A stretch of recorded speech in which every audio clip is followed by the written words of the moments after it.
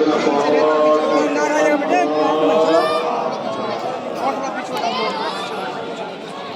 بعد فقد قال الله تبارك في محكم الكتاب الكريم وأصدق الصادقين وقوله الله بسم الله الرحمن الرحيم قال إمام الحسين عليه السلام إنما خرجت بطلب الإصلاح في أمتي التي صدق الله العلي العظيم.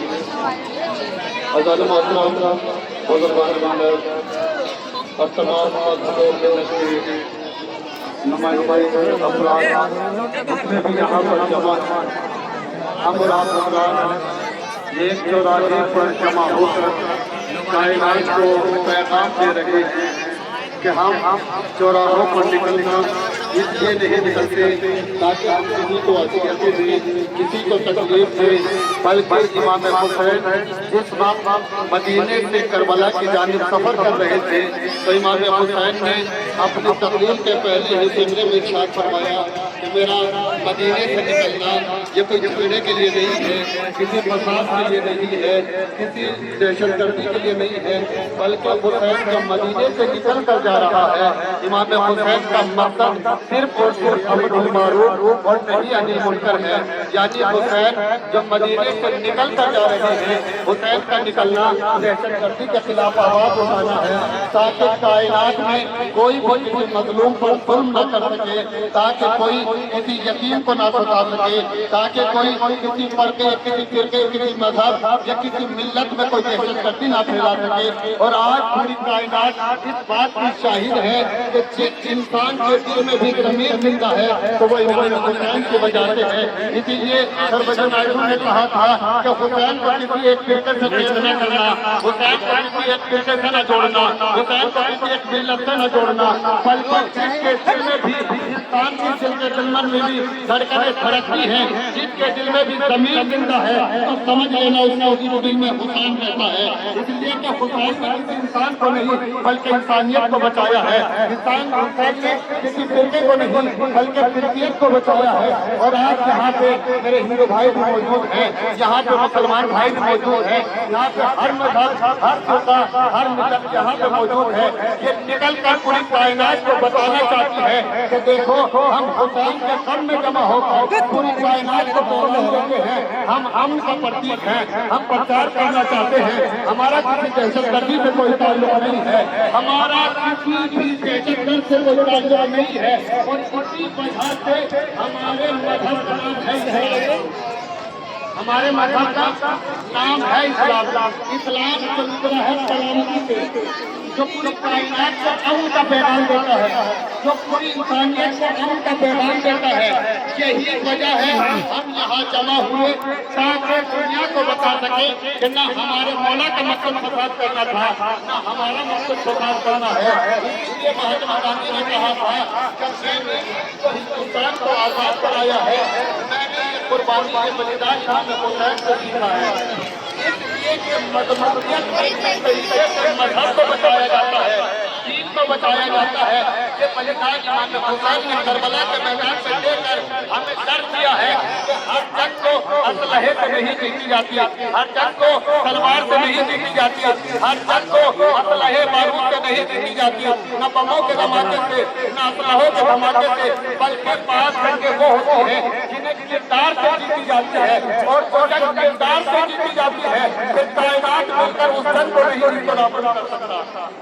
امام حسین نے اور مہاتما گاندھی نے یہی کہا تھا کہ اگر میرے پاس حسین جیسے 71 افراد ہوتے تو میں ہندوستان کو ایک دن میں آزاد کرا دیتا.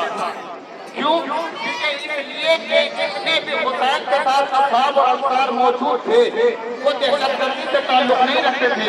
انہوں نے کہا ہم اپنی جانیں تو دے دیں گے لیکن اسلام کو بچائیں گے، ہم اپنی قربانیوں کو دے دیں گے لیکن اسلام کو بچائیں گے.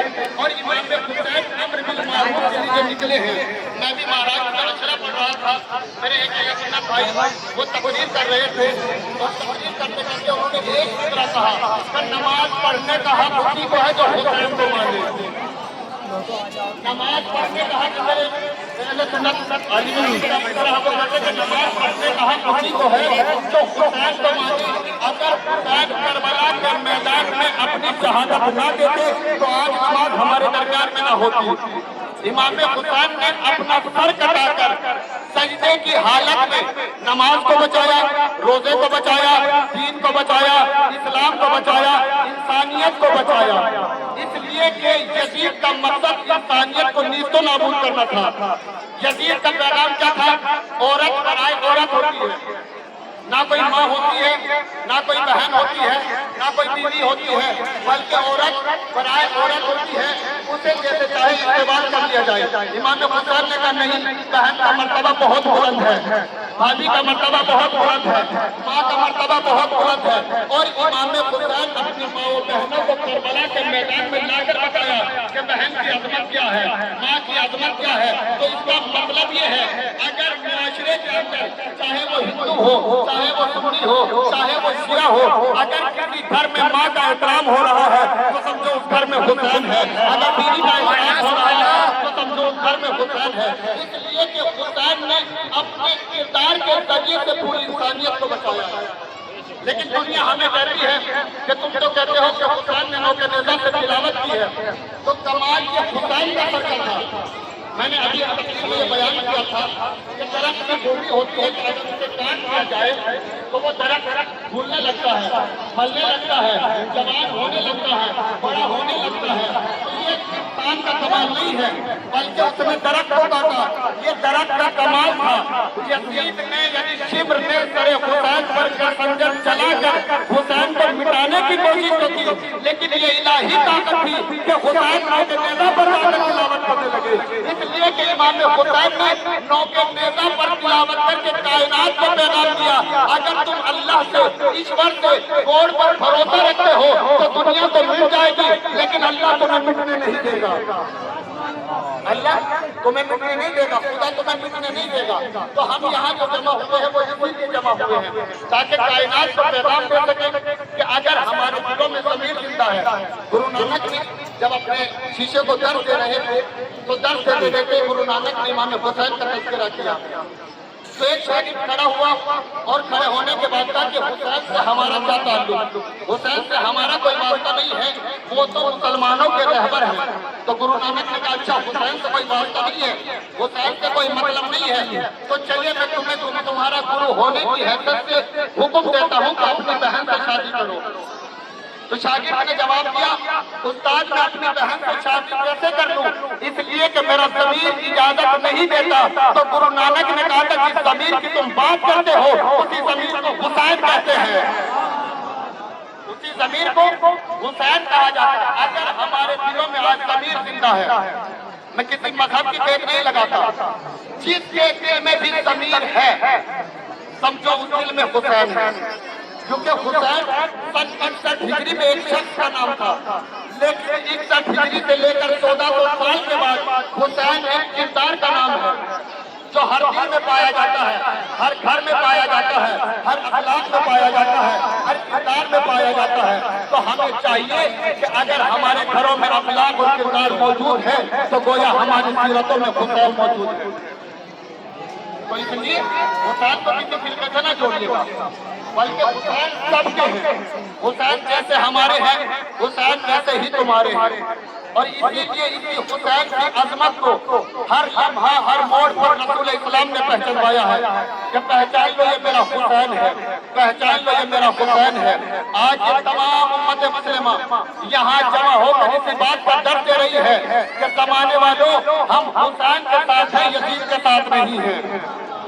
ہم حسین کے ساتھ کھڑے ہوئے ہیں، یزید کے ساتھ ہمارا کوئی تعلق نہیں ہے۔ اور آج کے معاشرے میں تمام آل ورلڈ جہاں بھی دہشت گردی ہو رہی ہے ہم اس کے خلاف بھی آواز اٹھاتے ہیں کہ دیکھو ہم کل بھی دہشت گردوں کے خلاف تھے، آج بھی دہشت گردوں کے خلاف ہے۔ یہ تمام ہر فکر مذہب کا ملت یہاں کھڑے ہونے کے بعد یہی ہمیں کرتے رہی ہے کہ دیکھو ہم بھی حسین کے ساتھ ہیں، یزید کے ساتھ نہیں ہے۔ نہ کل یزید سے ہمارا تعلق تھا، نہ آج ہمارا یزید سے تعلق ہے، نہ قیامت تک ہمارا یزید سے تعلق رہے گا۔ کیوں؟ اس لیے کہ یزید نے کربلا کے میدان میں ظلم کی انتہا کی، ایک ہندو رائٹر نے اپنی کتاب میں لکھا، وہ کہتا ہے کہ جتنے ظلم کربلا کے اندر ڈھائے گئے ہیں، عالم انسانیت کے اندر اتنا ظلم کوئی ڈھا نہیں سکتا۔